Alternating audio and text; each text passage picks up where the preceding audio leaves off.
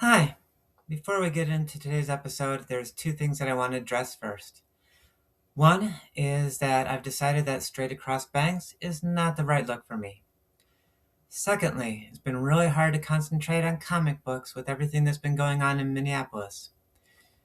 People being gunned down in the streets, innocent people, is just terrible. And while my heart is full for the people there, the true patriots who are standing up against tyranny, I'm going to have to compartmentalize that so that I can address the history of comic books with you next.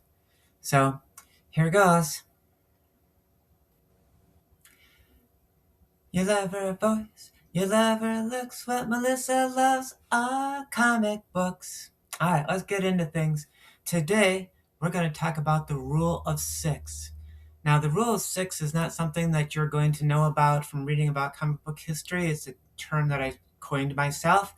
But it was something that was an unspoken rule in comic book history nonetheless. What does the rule of six mean? The rule of six is the fact that everyone that was in the comic book industry in 1938 understood that there was a limit to how much the market would support for a number of comic books from one company. And this was the rule of six. Centaur Comics, Comics Magazine, that would later become Centaur Comics, in the beginning of 1937 had six titles. They had rapidly expanded. They had Detective Picture Stories, Funny Pages, Funny Picture Stories, Star Comics, Star Ranger, and Western Picture Stories. It was too much, too fast, and they collapsed. Now, everyone wanted to make sure that this did not happen to them.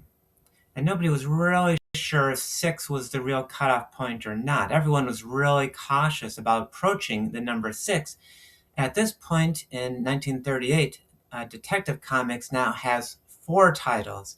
That is More Fun Comics, New Adventure Comics, Detective Comics, and now Action Comics. But we've already talked about how cautious and careful they were about coming out with a fourth title.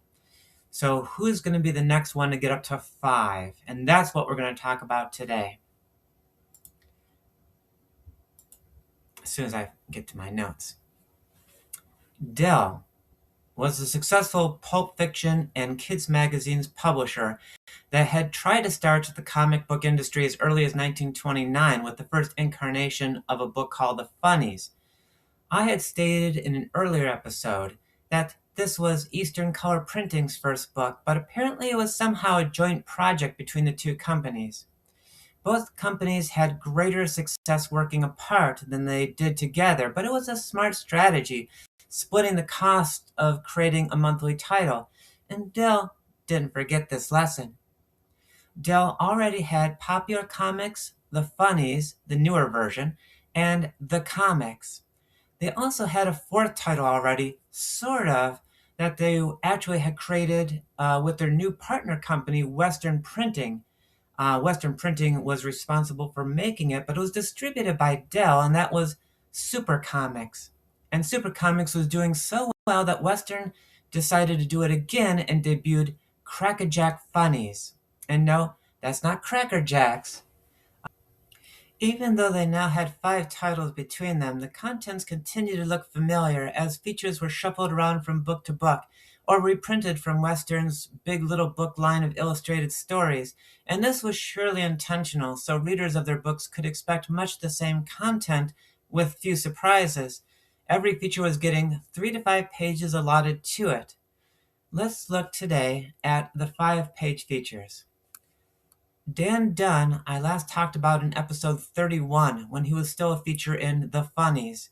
The reprints here are now less than a year behind the daily strips in the newspaper. The first page of Dan Dunn here is surprisingly prescient, with comic sidekick Erwin Higgs talking about police carrying cameras to collect evidence, similar to how we make them wear cameras today. Instead of being part of a larger storyline, this and the following pages are one-shot jokes, with Dan next getting accidentally locked in a bank vault he's checking, and then two beat cops pulling a prank on Dan and Irwin the page after that.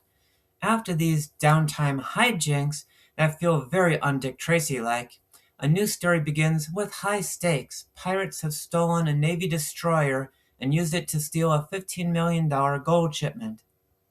It begins as a police procedural, with Dan trying to track down the mole who leaked the information of the gold shipment. Then we get a mysterious subplot about a yacht where only 2 people on board can wake up. That page seemed much more interesting to me, but the storyline jumps around as these Sunday pages are not sequential, or rather, story elements may have been lost during the week. Normally, this would be a big no-no for comic strip continuity. Somehow, Dan finds out about the pirates being holed up in a farmhouse with a secret basement. 3 members of the pirates escape, and Dan believes, for reasons again we don't know because we're missing information, that a Chinese dope peddler who has been the brains behind the pirate gang is hiding them. The story takes a weird turn where Dan asks his girlfriend Kay to spend a few days in jail and cozy up to a drug addict to get information out of her. Kay should be having serious doubts about her relationship with Dan at this point, but instead she goes along with it and is soon seducing a drug dealer to get invited to the big boss's opium den. The big boss gets suspicious, and due to yet more missing material, both Kay and Dan wind up as his prisoners, only to be rescued between pages. This is no way to follow a story. If I didn't know better, I would think that Dell and Western didn't actually care if we were able to follow the story or not. Let's give up on Dan Dunn and see if Myra North received better treatment. Myra North had come here from the pages of the comics, and I talked about this special nurse in episode 42. Myra North starts in the middle of a mystery that spirals from a performer's mysterious fainting spells to a madman with a ray gun with world domination fantasies. It ends with dashing Inspector Henley of Scotland Yard wishing Myra would stay and join the force, or maybe stay and find out why the inventor was testing his device on the stage performer to begin with. But she leaves to go back to the States. En route, she already has a letter from a famous brain specialist requesting her employment, and this is a storyline anyone with even a high school level understanding of biology would know is nonsense. Dr. Duval, or rather the assistant impersonating Dr. Duval, has summoned her to perform surgery on Police Sergeant Jack Lane, who happens to be Myra North's regular romantic interest. With Myra's unwitting assistance, they perform brain surgery on him so that Dr. Duval's imposter can transfer glands from Jack's analytical brain into a chimp to make the chimp smarter so the chimp can help Dr. Duval's imposter plan and implement bank robberies. The ape takes a liking, though, to Myra and turns on the bad guys to protect her. And then the real Dr. Duval somehow restores Jack's brain. No sooner has Jack recovered than the 2 of them are involved in another mystery, this time of a dead sculptor who is friends with Jack, but the sculptor's butler thinks he was murdered. The killer might have been his model for his last statue, and Myra thinks the model might have been the wife of the sculptor's dentist after Myra sees her, but it's actually her jealous dentist husband. Myra is alone with the killer in his apartment, who has a gun, but gets the jump on him and knocks him out with anesthetic gas. What follows is one of Myra North's longer subplots, if not the longest. There seems to be some backstory I'm not privy to, where Myra has come into possession of a mansion and quite a good deal of money. She converts it all into a nursery and free clinic, then hires a male doctor to help run it, a Dr. Jason, which makes Jack Lane jealous, since he's ready to marry Myra and assumes that she's ready too. Not long after the nursery opens, they discover twins abandoned nearby, with a note threatening them not to try to trace the babies to their parents. The mystery deepens when they discover a tattoo on one of the babies of an olive branch, which was also featured on the note. Jack's jealousy of the doctor pans out when it's revealed that Jason is actually a European spy ordered to protect the infants. When Jack threatens to tell his superiors, Dr. Jason convinces Myra to leave the country with him to help care for the twins. Jack learns of their departure by ship and puts out word that their ship, the Hester, has to be stopped. But before that can happen, some of the crew of the Hester are injured during a storm. Dr. Jason and Myra save them, and a grateful ship captain offers to hire the two of them in return. And that took us all the way to the end of 1938. Unlike Dan Dunn, which moved fairly slowly, Myra North just speeds through storylines at a frenetic pace, some as outlandish as any other adventure yarns, but also requiring there to be some hook for Myra to do some sort of nurse work in the stories. That last point might have been too much for readers' suspension of disbelief, more than bank robbing chimps, as the strip only lasted in newspapers to 1941. And I think that's a shame because I've always liked Myra North. The plots may seem like they were dreamed up in an all-night drinking binge, but the dialogue is different for every character. There's a lot of individual characterization, and that's something some modern comic book writers can't seem to do. The art, while never groundbreaking, was consistently good. Although it started out with only a 4-page berth, Freckles and Friends was bumped up to 5 pages by issue 8 in December. Freckles is another of those comic strip characters who was once immensely popular and is now almost entirely forgotten. Freckles ran in newspapers for 56 years, starting in 1915, and never branched out into other media or licensing, but at its peak it ran in 700 newspapers nationwide. Its creator was Fred Fox, no relation, again, to Gardner Fox, who I do promise I will get to someday.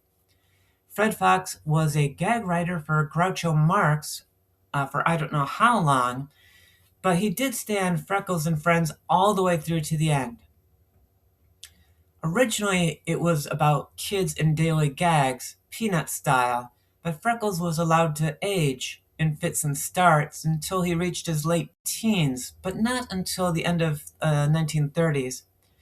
In the 1920s, Fox experimented with the popular model of the adventure strip, even though Freckles and Friends never strayed too far from home. By the strips reprinted here from 1937, Freckles and Friends seem to have settled back down into a domestic life of trying to pass tests in school, riding in the car with their fathers, or having patches sewn on by their mothers. Freckles is at this point almost a supporting cast character for Oscar Pletzenbaum, the boy with the, well, whatever this is on his face. Honestly, what is this? A hole in his face? His nose? An actual bird beak? I never knew what the boy's name was until I read closely for today's episode, so I never knew he had such an obviously Jewish name. Would readers in the 1910s have recognized this as a drawing of a Jewish nose, the way black people were drawn stereotypically?